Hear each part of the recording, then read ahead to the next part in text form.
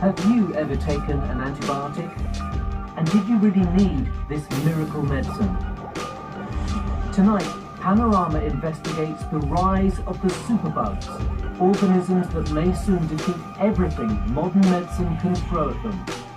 This is our worst nightmare, really, taking us back to the Stone Age. Everything we take for granted in medicine will go. So what happens if the drugs stop working?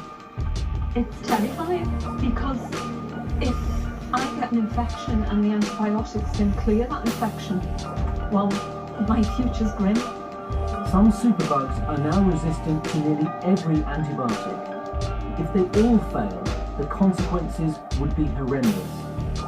We have to get on top of this, or people will lose modern medicine. Modern cancer therapy won't be possible. Antibiotic resistance could be apocalyptic. Worldwide, that danger is being increased by a lack of controls on antibiotics, some of which are the last line of defence for the NHS. In India, we set out to buy these drugs, no questions asked. As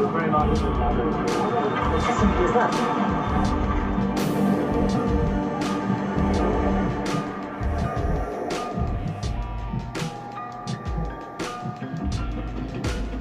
Most of us take these pills for granted.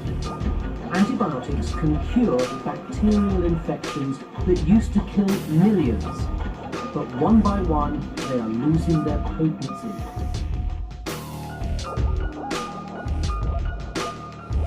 The government's chief medical advisor says that could have terrifying consequences.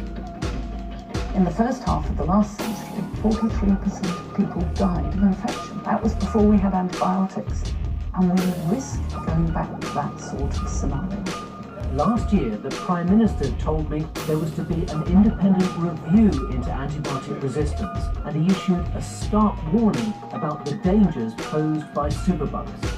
I think this is a very serious threat, where we are in danger of going back to the dark ages of medicine. We have to grip it globally, because this is a problem that's going to affect every country in the world.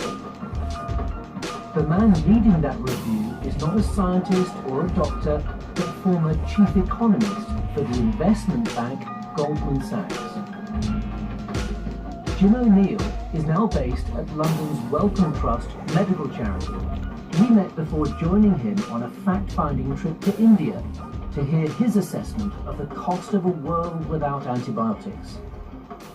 If we don't solve this problem, in 35 years' time, there's going to be 10 million people a year dying from this.